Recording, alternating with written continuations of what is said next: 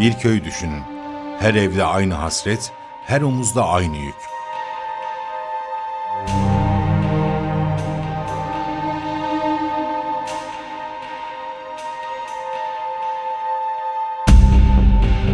Bu köyün erkekleri dünyaya ışık götürdü. Kendi evlerini karanlıkta bırakarak. Yüksek gerilim hatlarında geçen ömürler, aylarca süren ayrılıklar ve geride kalan hatıralar. Hani korkuyor musun diyorsun ya, bizdeki bu özgüven olduğu müddetçe bizim başımıza her şey gelir. Önce korkacağız. Elektrikten korkacağız. Erkeklerin kaderi toprağa değil, gökyüzüne uzanan demir direklere yazılmış bir köy.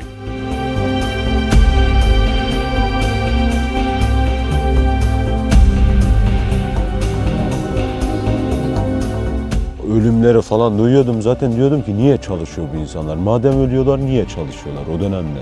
Abi iş yapılacak, ölümde olsa mecbur o işin, sen ölürsün öbürü gelir, bu iş yapılacak, onun sonu yok. Yakup'a vuruyor elektrik. Direkt zaten aşağı düşüyor.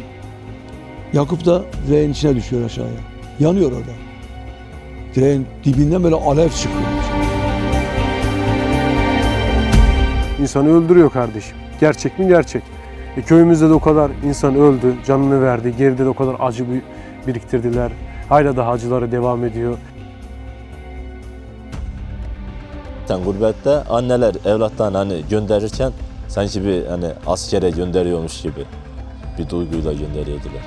Anneler gönderirken hep peşlerinden ağlardılar çocuklarını. Acaba ne olacak, ne başına bir iş gelecek mi? Çocuk kundakta hiç babasını görmeden büyüyor yani. O yıllar geçiyor. Çocuk o şekilde babasız bir şekilde büyüyor. Bayramdan bayrama eve bir hani insan geliyor diyeyim. Hani çocuk diyor ki bu kim mesela? Gerçekten o durumlar yaşanan insanlar var hani. Çocuk diyor bu kim? Diyorsun babam kim hani? Şehirlerin ışıkları her yandığında Ulubağ köyü ödediği bedelleri hatırlar. Mesela o mesnet ağızlatı verir mi? Cehennem. Duyar millet, diyorlar. İş kaldı, iş yapılacak. 70 yaşına geldi, hala etmeye çalışıyor.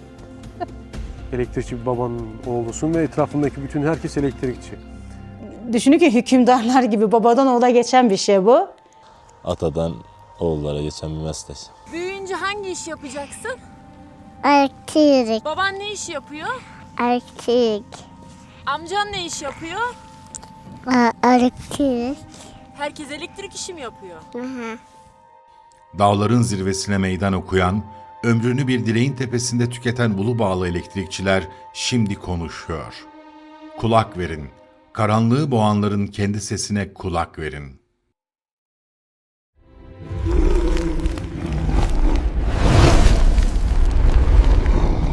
Terrible Media.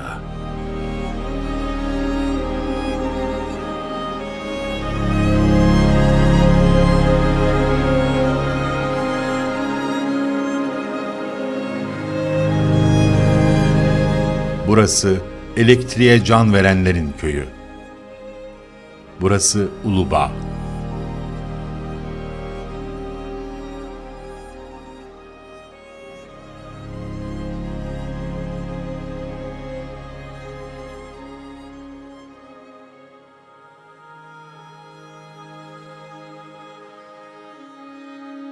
Burada 300'ünden, o zaman patos yok. İşte kaldı orada 300'ünden harman ederdik. Yıllarca toprağa baktılar. Bir başak tanesi, bir avuç bereket umuduyla. Ama Erzurum'un bu sarp ve çorak coğrafyası, o sert iklimi onlara ekmek fısıldamadı.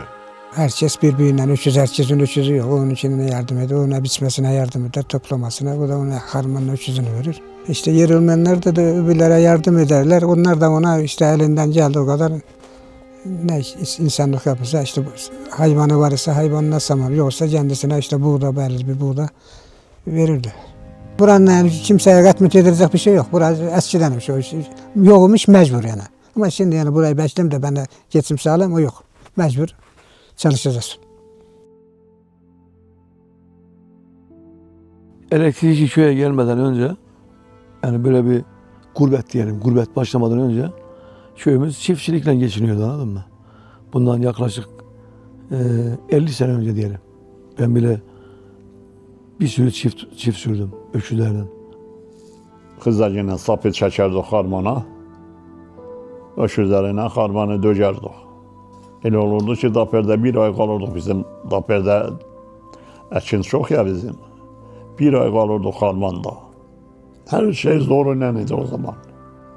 Her şey elə cəbrən, bilə soruyla geçim sağlanırdı. İnsanlar katır, eşek, yaya ormanlara gidip odun getirmek bir günde. Öküzle memnuniyet. Çok zor bir hayatımız vardı. Toprak kapılarını yüzlerine kapatıp yoksulluk kapıya dayanınca Ulubağ halkı yüzünü başka bir yere döndü. Gökyüzüne.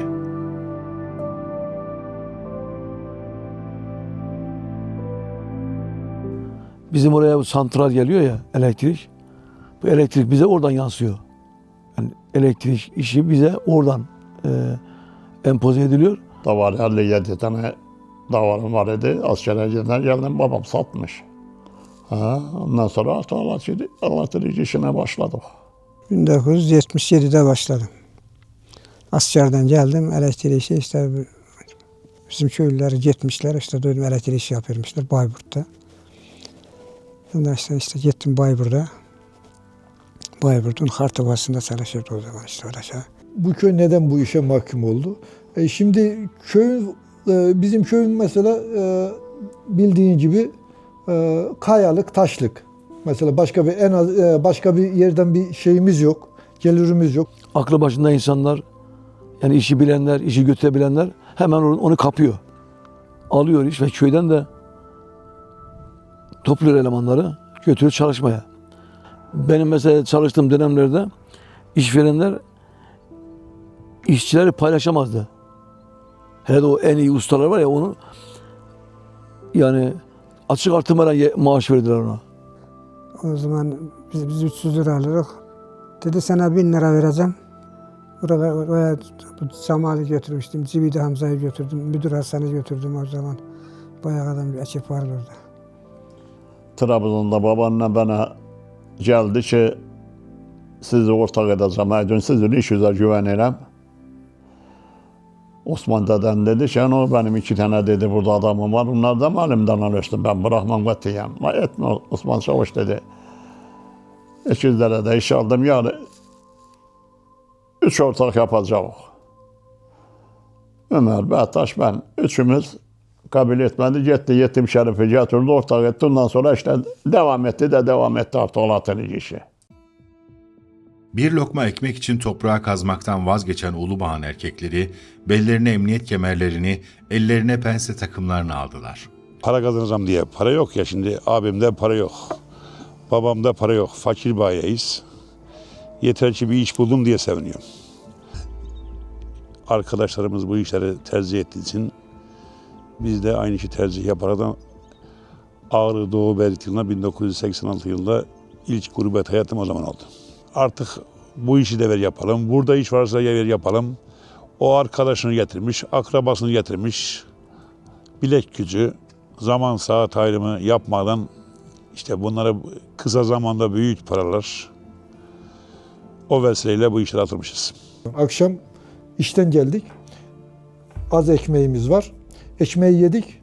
Herkes yemeğimizi yedik. Çok az ekmek kaldı. Biz mesela 8-10 kişiyiz. Orada atıyorum 2-3 tane ekmek kaldı. O ekmeği böldük parçalara. Herkes ekmeğin arkasına ismini yazdı. Sabahtan kalktık. Herkes kendi ekmeğini yedi, yaptı. Başka şey yok. O şartlar altında belki o hafta mesela kumanyamız da belki bitmiş olabilirdi. Oradaki çalıştığımız köy halkı mesela bazen bizi yapardı. Davet ederdi mesela, götürürdü, yemeklere götürürdü, yapardı. Ya sınıfta korkardım, sonradan olduk profesörü.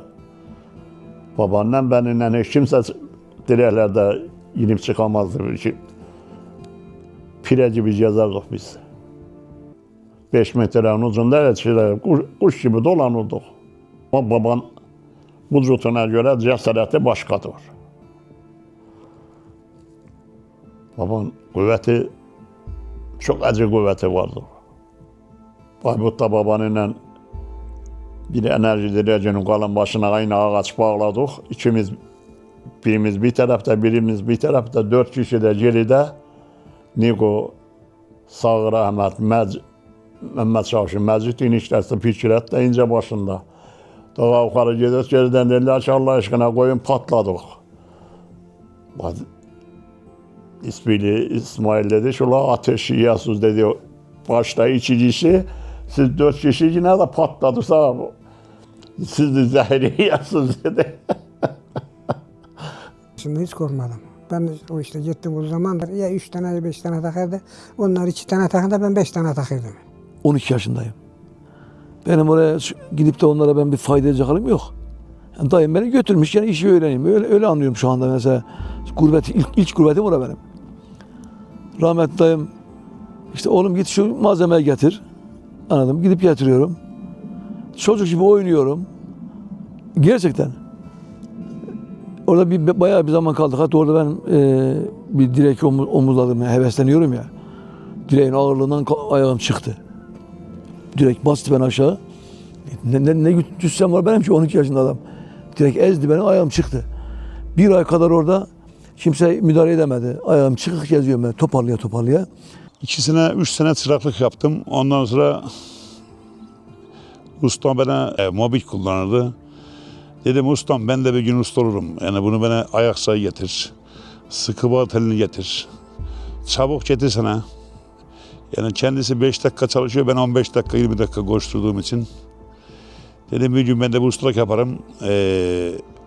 Bir 3 gün, 5 gün, 10 gün baktım nasıl yapıyor. Aynısını ben çıktım sıkı bağ teli boyumda uzun. Ondan daha rahat yapıyordum. Öyle başladık. Benim ustam ilk önce direğe kendisi çıkıyor. Direğe birkaç gün mesela çalıştığım zaman direğe nasıl çıktığını ben mesela görüyorum, ona şey yapıyorum. Ben de ona bakarak onun kontrolü altında çıkıyorum, şey yapıyorum.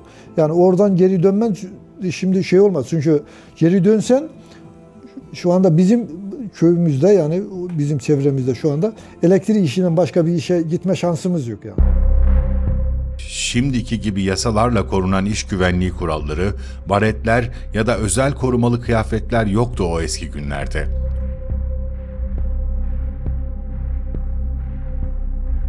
Sosyal haklar bir lüks, tedbirler ise sadece kulaktan dolma birer temenniydi. Enerjiye çıktım, baktım ses gelir. Sıkı bağına mı sıkmıştım? 80 ara çıktım, baktım elektrik var. 80 şeydeydi. Bunlar da gerçekten de eletmemişim yani. Eletsem aradım, dediler elektrik verdik. Baktım tellerde ses geldi. Bu Çelkit tarafındaydı Gümüşhan'ın, Ölce'deydi. Elektriği vermişti. Ben de biraz dokunmamıştım.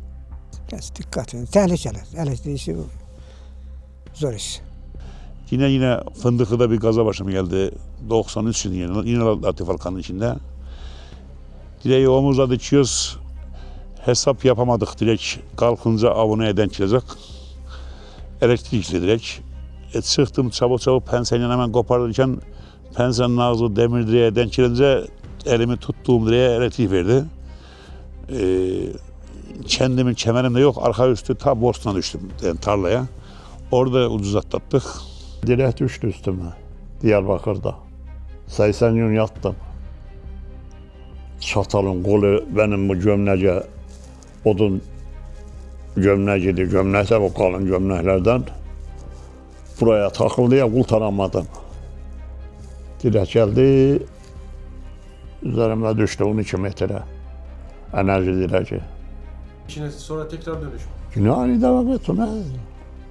Bir gün işe çıkmasan sıfır. Çalışmadıktan sonra yevmiye yok. O zaman öyleydi. Onlar hiçbir güvenceleri olmadan her an ölümün kıyısında sadece evlerine gönderecekleri bir lokma helal ekmeğin derdindeydiler. Şu anki çalışma hayatımızdaki tedbirlerin onların %10'u bile yoktu. Baret'le biz 1992-93'te tanıştık. Adamın mesela üstten zivata düşüyor, izlata düşüyor. Ağaç direkt çocuk devriliyor, adamın başına vuruyor. Topraklama nedir mesela, onlar 90'dan sonra tespit edilen şeyler. Ondan önce yoktu. İş güvenliği yok, tedbir yok. Anladın mı? İşte benden önce kazayı yapanlar oldular, öldüler de. Ölenler de oldu. Ben de işte yine onlardan biri. O senesi 1992 köyde işte işverenle bir tanesinden iş aldık OF'ta. Onu yaptık, bitirdik. Gideceğimiz yere beraber gitmemiz için bir gün kaldık orada. O kaldığım gün de tabii ki onlara yardım ettim orada. O yardım esnasında düştüm ben orada. Bizi bu sürece götüren bu para hırsı, o zamanlar kazanmak, anladın mı? Ya geçim ya. Aslında geçim, anladın mı? Ama geçireceğin de işte tabii ki engebeli yollar aşıyorsun. İşte aşamadık demek ki. Böyle o eski kahvenin orada Eyüp'te 4 yaşlarında var bizim. Belki de 5, bilmiyorum. Adamın birisi çocuğun elinden tutmuş gidiyor, böyle diyor ki baba sen ne zaman yürüyeceksin, biz de böyle yürüyelim.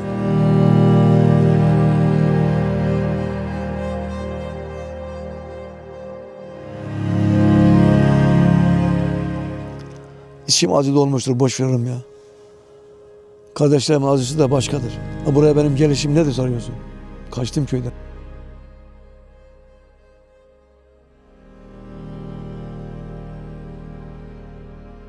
Ve o kaçınılmaz son çok gecikmedi. Tedbirsizlik, güvencesizlik ve bir anlık dalgınlık bu köyün üzerine ölüm olarak çöktü.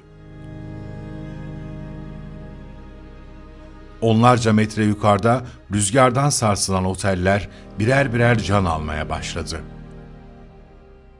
90'larda hemen hemen 90'ların sonlarına doğru bizim köyde mesela ilk Bayram isminde bir komşunun vefat etmişti. İlk mesela elektrik işinden ölen oydu. Yani sebebi ondan sonra mesela birçok kişi oldu. Belki 15-20, belki daha da fazla olabilir. 20'nin üzerinde de olabilir. Bunların hepsinin sebebi bu eğitimsizlikten, yani kendi bunun tedbirini almadığından, yani iş güvenlik tedbirini almadığından %90'ını bundan oldu yani. Bu tabii ki bu verilen, bu yapılan güzellikler, bu kazanımlar, paralar, bunun tabii ki bunun az yönü de var. İşte benden önce kazayı yapanlar oldular, öldüler de, ölenler de oldu. Bir kardeşimiz yapılan hatadan dolayı, direğin toprağa yüzün gömülmesinden dolayı direkt devriliyor. Çocuk uçurumdan aşağı gidip ölüyor, adam mı? İlk ölüm oydu. Ben onun cenazesine gitmiştim. Annesi böyle saçlarını yoluyordu, anladın mı? Ağlıyordu. Erzurum'dan bir yana millet geldi. İlk defa elektrik işinde ölenmişti bu derelerde oydu. Yani her desem böyle meşer olmuştu o uşağın cenazesi. Böyle bambaşkaydı. Kendine bir yakışıklı olan, uzun boylu. O uşak ilk defa öyle çok, yani milletin de şeyine gitmişti artık. Zaman geçtiğinde artmaya başladı. İşte tedbirsizlik, bilinçsizlik işte.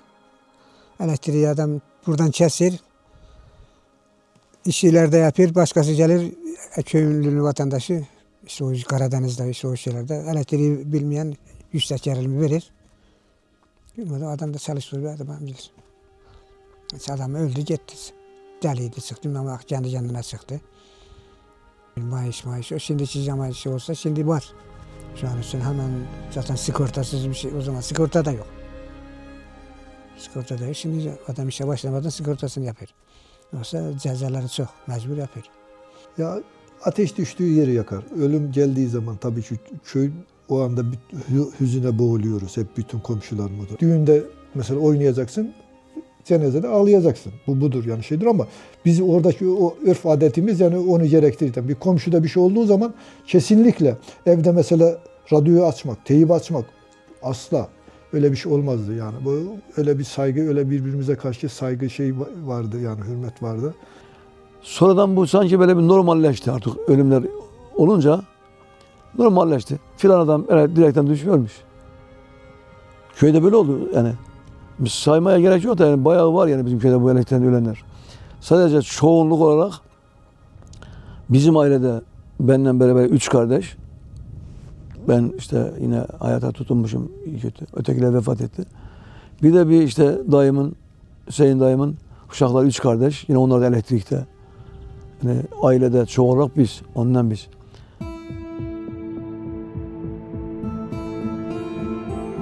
Ulubağ artık gurbetten sadece helal ekmek değil, ardı arkası kesilmeyen kara haberler ve gencecik bedenlerin cenazeleri dönüyordu.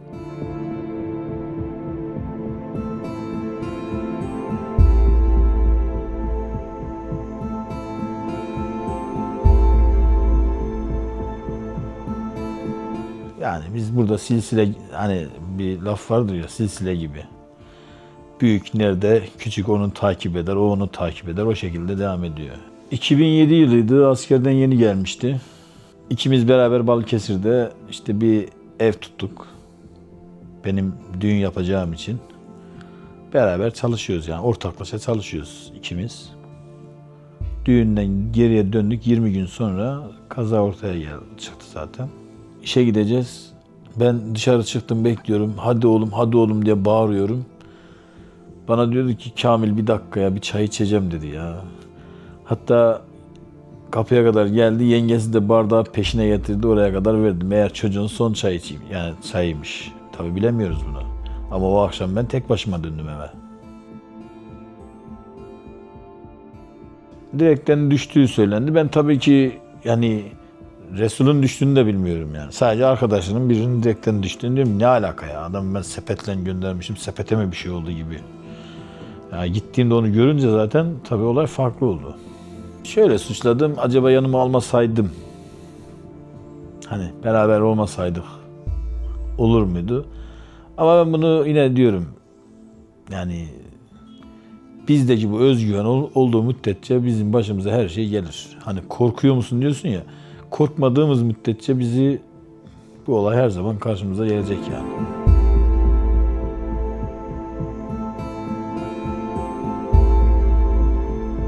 Bu köyde ölüm sadece bir kez çalmadı kapıyı. Öyle evler vardı ki ocağına bir değil, birkaç kez ateş düştü. Yıl 97. Anladın mı? Ben kaza geçirmişim artık. Rahmetli Yakup işte düşmüş, ya orada yanmış, anladın mı? Millet birbirine böyle, o yıkıktayım ben o zaman. Bir şeyler diyorlar, anladın mı? Ben de merak ettim. Ne oluyor ya dedim, anladın mı? Ya bir şey yok ya. İşte Zonguldak'ta bizim şöyle biri düşmüş direkten falan filan. Çocukluğum da çalışıyor bizim. O zaman biliyorum. Ben telefon da yok o zaman böyle şeyden. Amcam duymuş. Geldi ki ya Aziz, böyle diyorlar. Duydum ben, duymadım. Ne diyorlar? Ya işte Yakup direğin dibine ceylan çarpmış, ölmüş. Öyle var ya, insanın kanı donuyor. Anladın mı? Diyecek hiçbir sözün bittiği yer oluyor, anladın mı? Böyle ben hani babama destek olması için köye gittim. Ağlıyorlar, babam da anam da orada ağlıyorlar. Babamı teselli etmek mümkün değil o zaman. Hiç mümkün değil. Şöyle söyledi. Dedi oğlum, ben çocuklarımı yokluktan büyüttüm. Burunlarını kanatmadım. Ama dedi çocuklarım onun bunun eline düşten sonra sen böyle, o böyle dedi. Tarumar oldular. Böyle bu sözü söyledi babam. Çok önemli olan. Birlik, dirlik çok önemli. Anladın mı? Yani Yakup öyle defnettik gitti. Çocuklar küçük daha. Anladın mı? İnsan kıyamıyor bak ya. Tabutu böyle kucağıma koydular. Öldükten sonra ben işte ölmeden, yani kabre götürmeden önce işte yüzünü açtılar, gördüm.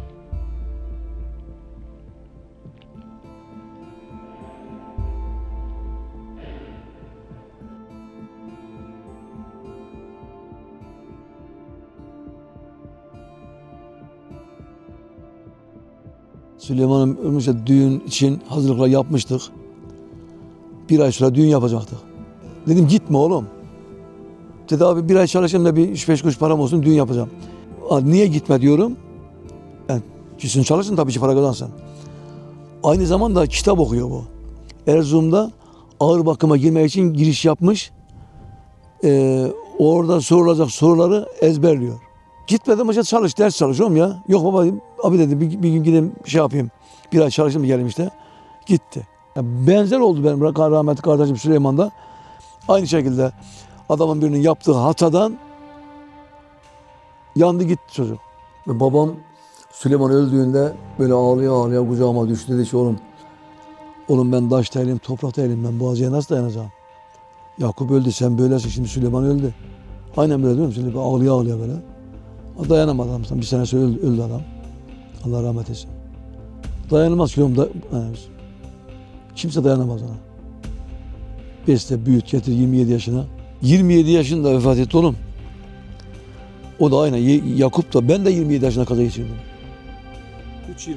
Evet. Erkekler dağların tepesinde ölümle kumar oynarken gurbetin en ağır yükünü köyde kalan kadınlar sırtladı. Aylarca yollara bakıp kocalarının sağ salim dönmesini beklediler. O dilekler sadece can almadı. Ailelerin en güzel yıllarını, ortak anılarını da çaldı. Babalar çocuklarının ilk adımlarını göremedi. Kaç ay gelmiyor gitti zaman? 4 aya yedirir de. Sonra? Ne bileyim işte öyle 4 ay sonra ancak gelir. Zor olur mu mesela beklemek? He? Beklemek. Zor olmaz olur mu? Evde erkek yok, bir her ertesi gün oluyor. Ne nedir ya? Olmaz olur mu? İşte öyle idare edersin. Sabırla bir şey yok. Her şey zor oğlum. Sana diyesene, her yoksulluğunu seçersin. Çocuğuna bakacaksın, namusuna bakacaksın, her şey. Vazgeçirmeye çalıştın mı? Yok. Hala gitmeye çalışır. Hiç vazgeçirmeye çalıştın mı? Yok, şansın yok. 70 yaşına geldi, hala gitmeye çalışır.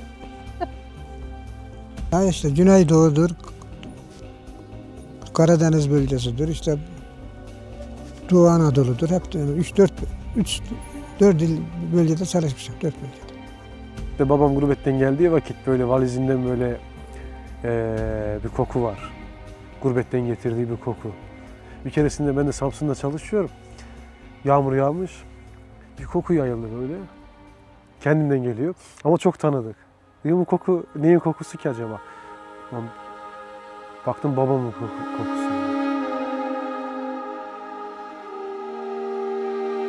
Demek ki diyorum ki o zorluğun kokusuymuş bu, emeğin kokusuymuş bu. Yıllar sonra ben bunu anladım. Babamın kokusunu kendi bedenimden böyle tüttüğünü gördüm ben.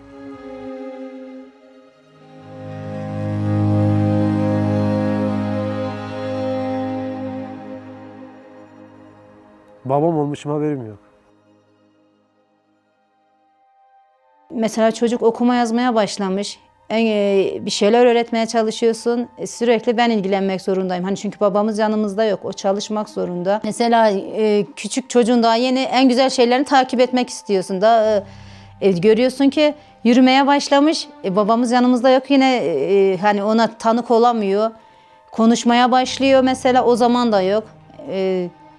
Çoğu şeyde diyorum ya, çocukların çoğu şeyinde baba olmuyor yanında.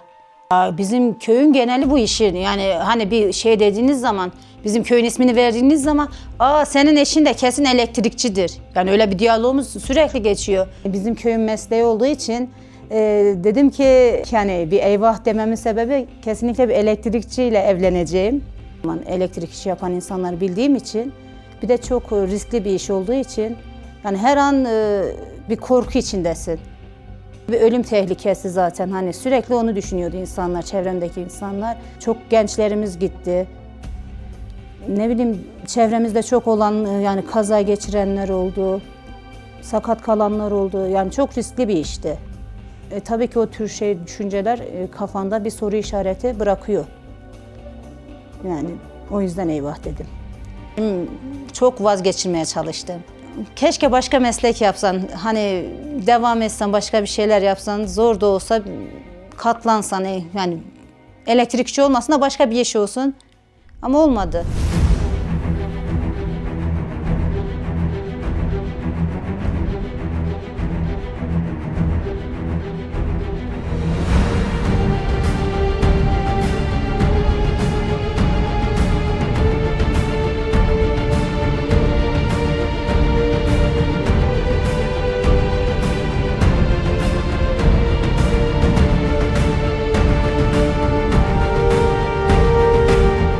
Zaman geçti, teknoloji değişti ama Ulubağ'ın gökyüzüyle olan randevusu hiç bitmedi.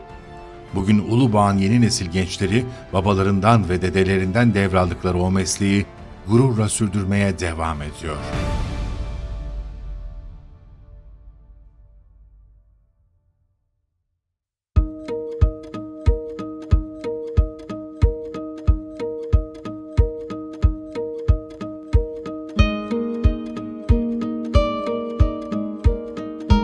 Küçükken zaten hani bizim köyde başka iş yapan duymadık küçüklüğümüzden beri. Yani köyün gençleri olsun %90'ı bu işe yöneliyor bir yerden sonra. Yani okulu okuyan belki ileriye doğru dönük bir şey yapabilen olursa yapıyor da %90'ı genelde bu işe yöneliyor. Şimdi öyle ya da böyle bir şekilde babam bu işi yapmış, abin yapıyor. Sana 2 ay gel yardım et diyor. Öncesinde başka işler yapmana rağmen, yapmam demene rağmen bugün bu iştesin. Şimdi bu iş sence bir kader mi, tercih mi?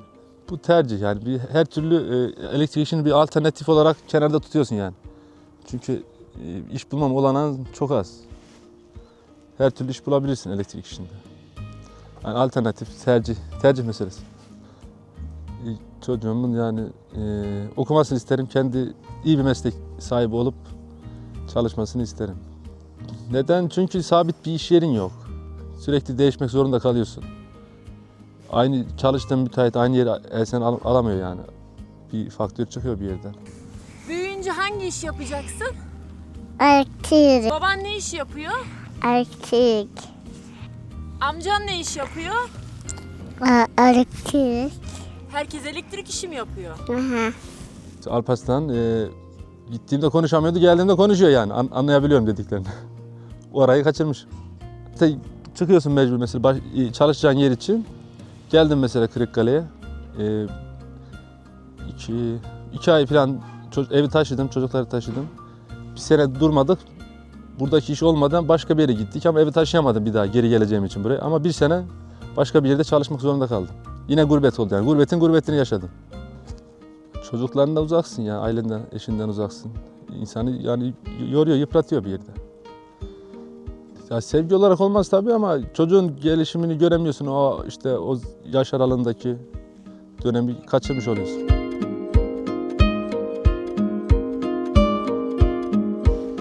Çalışmamız lazım. Ondan sonra orada çalış, burada çalış. En son abim bu işte çalışıyordu. Onun yanına gittim. 19 yaşlarında falan. Okumazsan ondan sonra kendine farklı bir hayat seçmezsen, kolaya kaçarsan böyle baba mesleğine düşersin. Öyle dalgınlık isteyen bir iş değil. Sürekli tehlikeleri gözle görebiliyorsun. Oradan tehlike gelir. O an insan korkuyor ister istemez. Arkadaşını uyarıyor veya bir sürü şey yani. Ha tabii ben ölümleri falan duyuyordum. Zaten diyordum ki niye çalışıyor bu insanlar? Madem ölüyorlar niye çalışıyorlar o dönemde? Çok tehlikeli bir şey olarak görüyordum. Ki öyle zaten de artık eskisi gibi değil. Bir sürü önlemler alınıyor. İnsanların can sağlığına bir şey gelmesin diye. Ama arkadaşımın abisi ölünce biraz daha şey oluyor. Anlıyorsun yani ne kadar tehlikeli. İşte o zaman anlamıştım ne kadar tehlikeli iş olduğunu. Genç yaşta ayırt etmiyor bu elektrik dedim. Tuttu onu götürüyor acı. Kardeşim bu işte mesai falan yok. Yağmurlu oluyor, çalışamıyorsun. Kar yağıyor. Yani verimli çalışamadığın için yazın daha çok mücadele verip kışın biraz daha rahat çalışıyorsun. Yani kışın ki aldığın paranın hakkını tamamlayabilmek için yazın daha çok mücadele veriyorsun. Anlatabildim mi? Artık alıştım ya, yaparım bu saatten sonra. Sonuçta aradan o kaç yıl geçmiş, 12-13 yıl geçmiş. Bu kadar yaptıysam bundan sonra da yaparım. Farklı bir iş yapar mıyım? Farklı bir işten ziyade şöyle olur yani bir yerden para gelse en fazla başka bir işte yapmam, bunu da yapmam. En fazla o olur. Bunu sevmiyorum desem yalan olur, seviyorum desem de yalan olur. Ya arada bir yerdeyim ben bu işte artık. Bazen zevkli oluyor tabii, her zaman sıkıcı değil. Mesela 500 metre aşağıda sahil var. Ben nereden geleceğim Karasu'ya, Sakarya'ya? İşten dolayı geldik, bak burada çalışıyoruz. Akşam giderken kahvemi alıyorum, sahilde bir yürüyorum. Ondan sonra gidiyoruz nereye? Şantiyeye. Ben bu işe ilk gittiğimde 18 yaşındaydım. Babam çalışmaya gidiyordu. Ben de dedim geleceğim, dedi gelme, dedim yok geleceğim, buralarda ne edeceğim. Gittim başladım, öyle devam etti. Uşağımın şu anda bu işi yapmasını istemem. Çünkü bu iş çok tehlikeli olduğu için çok dikkatli olması gerekiyor. Her zaman her yerde yani. Elektrik kesik değil mi? Bir de insan ister istemez çocuğunun böyle bir durumla karşılaşmasını istemez. Dikkatli olması gerekir. Ondan dolayı istemem. Biz de okumayınca aynı işe başladık. 14 yaşından beri de yani toplasam belki bu yaşıma gelmişim bir sene bile değildi. Yani yarım senedir belki Erzurum'da durduğum süre evimde. Onun dışında hep dışarıda, şantiyelerde, orada burada. Bugün 20 metrenin üzerinde çalışırsın. Bunlar yorucu, bedensel olarak aşırı derece yorucu ama iş konusunda öyle bir duruma gelmişiz ki diyorum ya, ben mesela daha önce bir yerde bekçi olarak kalmak istedim, mecbur, kimse yoktu. Yani bir hafta şantiyede patladım yani, durduğum yerde, oturduğum yerde para alamıyorum mesela. Ya şimdi mesela bugün ben bu iş içerisinde çok geniş çaplı meslekler de var. Usta olarak da çalışabilirsin. Mesela sadece direk ustası olursun, direğe çıkarsın, telini çekersin, devam edersin. Mikser şoförü de olabilirsin, vinç operatörü de olabilirsin ki bunların hepsi bende var. Kepçe operatörü de olabilirsin ama bugün ben mesela elektrik işinde bir kepçecilikle piyasada çalışan bir kepçenin arasında çok fark var. Mesela piyasada gidersin bir yerde harfiyat alır, onu yüklersin ama ben o iş yapamam, o iş bana sıkıcı geliyor. Ben bunu daha önce denedim, mesela yol işinde çalıştım, o sarmadı bana. Mesela çıktım, olmadı yani. Hani bugün gidip ben başka bir iş yapacağımı düşünemiyorum ben. Böyle geldik, böyle gidiyor. Yazın kavurucu sıcağında, kışın dondurucu ayazında onlarca metre yukarıda rüzgara karşı direnmek her yiğidin harcı değil. Elektrikçi bir babanın oğlusun ve etrafındaki bütün herkes elektrikçi. 12-13 yaşlarından itibaren bile bu işlerin içerisindeyim. Çocuksun, senin doğalın bu. Baba dışarıda. Bu diğerle etrafındaki herkes de zaten aynı işi yaptığı için farklı bir şey yaşadığını farkında değilsin. Erkek kalkar, ailesini geçindirmek için nereye giderse işte dağın başına, ister uzaya gider, nereye giderse gider, ekmeğini alır gelir. Tek başına belki 10 kişilik aileye bakabiliyorsun. Ne oluyor? Ötekiler de gördükçe hadi bakalım ben de yapacağım, ben de yapacağım, şu da yapacak, bu da yapacak derken bütün köy bu işi yapmaya başlıyor. İşte baban ne iş yapıyor, bu işi yapıyor, abin ne iş yapıyor. Abim ne iş yapacak ki? Elektrik. İşte amcan. Bu sorun niye ki? Yine elektrik. Herkes elektrik işi yapıyor zaten bu köyde. Sen önden kader öncüsü olarak nasıl gidersen arkandakiler de çoğunlukla o şekilde devam ediyorlar. Ben bilgisayar mühendisi olmayı küçük yaşımda, ilkokuldayken öyle düşünüyordum. Sonrasında büyük bir boksör olmayı düşünmüştüm. Sonra bir baktım ki yine bu işin içerisindeyim. Niye diyecek olursa en kolayı bu. İşsiz mi kaldın? Elektrik işi yanı başında. Zor mu? Zor. Evet, çok zor. Zaten bu belgeselin amacında olduğu gibi bu Türkiye'nin en tehlikeli işlerinin, hatta dünyanın en tehlikeli işlerinden, öyle görünmez kaza dedikleri bu. İnsanı öldürüyor kardeşim. Gerçek mi? Gerçek. Köyümüzde de o kadar insan öldü, canını verdi. Geride de o kadar acı biriktirdiler. Hala daha acıları devam ediyor. Bir bakıyorsunuz böyle telli aranda, elektrikle geçen telli aranda ya barayla aranda santimler var ama hiçbir sesi yok. Dokunduğun vakit orada ölüm var. Bu işi kötülüğü olmayayım. Bu iş bizim için evet tehlikeli olsa da, öldürse de altın niyetinde. Altın mahiyetinde bir iş bu. Çünkü hiçbir zaman işsiz kalma imkanın yok. 1970'lerden 80'lerden itibaren bizim insanımız, bizim köyümüzün insanı tüm Türkiye'ye sıfırdan bakın. Sıfırdan elektriği götürdü. Hala daha götürmeye devam ediyor. Yahut yeniliyor.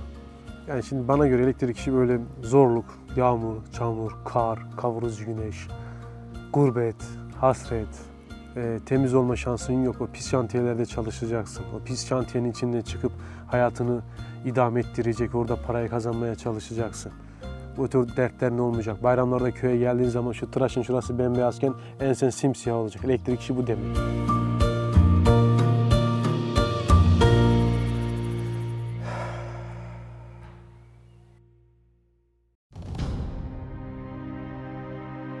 Mesleğin yükü ve stresi neyse bugün de aynı.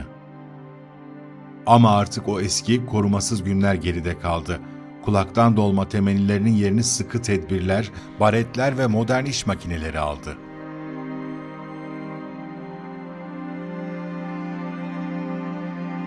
Tedbirler sayesinde o eski ölüm haberleri artık yok denecek kadar azaldı.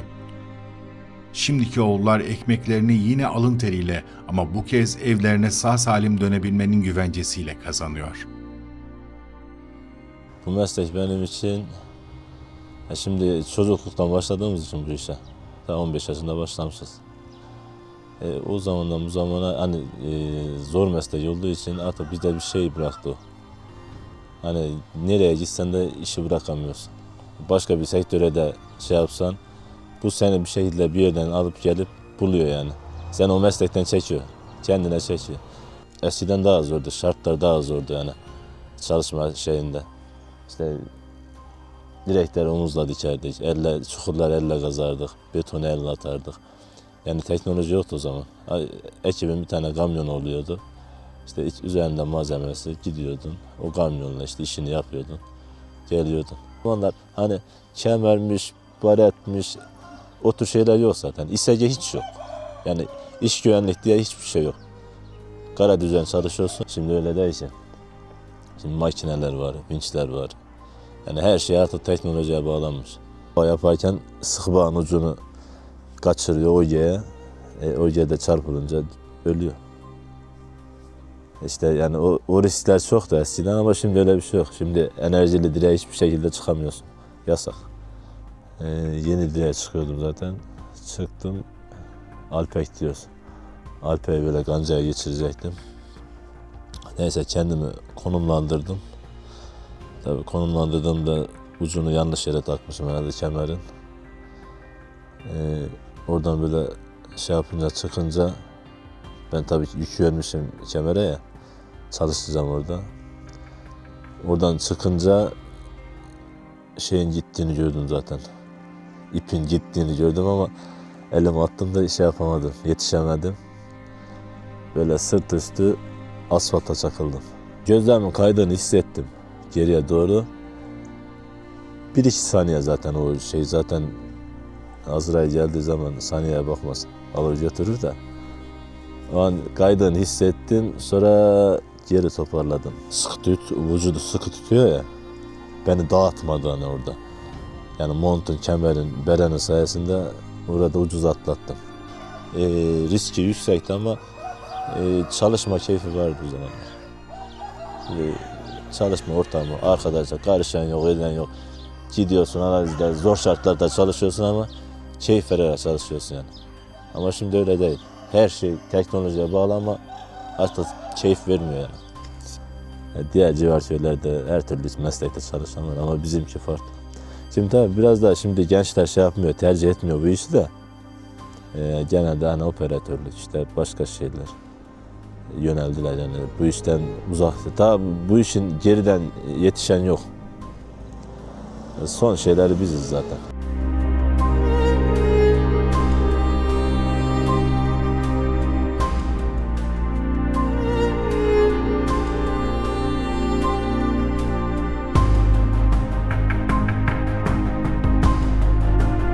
Zor şartlar işte kar yağıyor. En önemli şeylerden bir tanesi.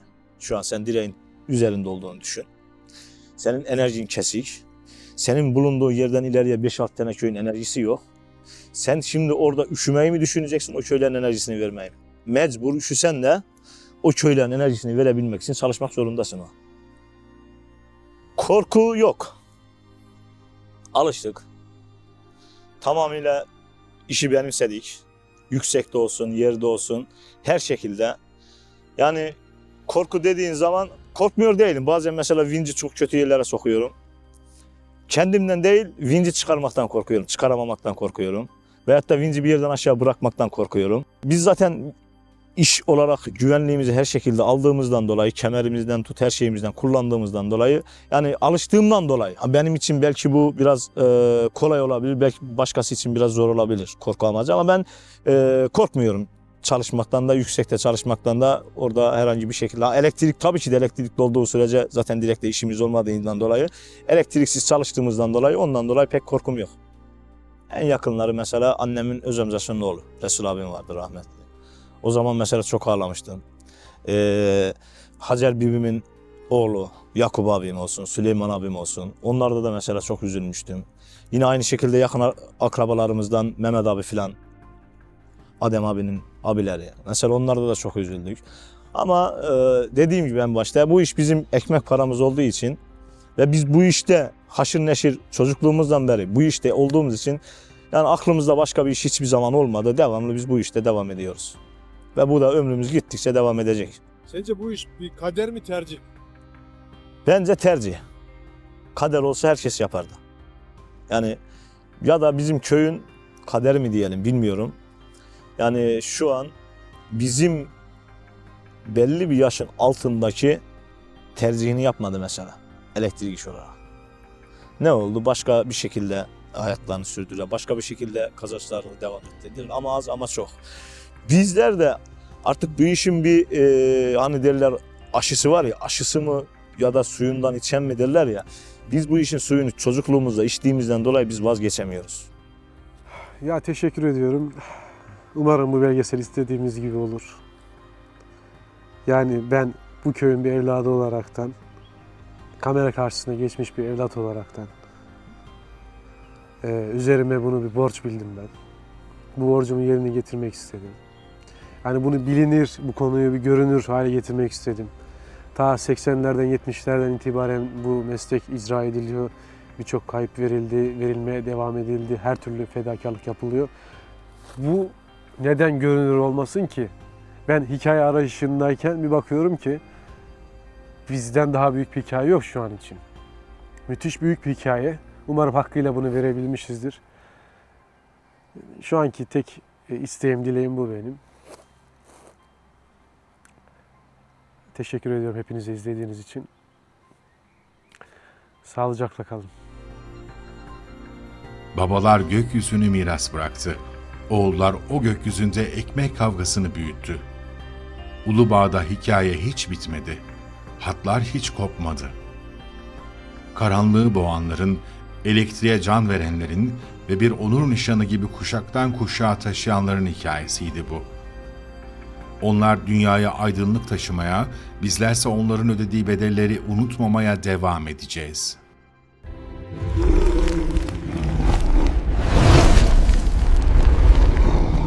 Terrible Media.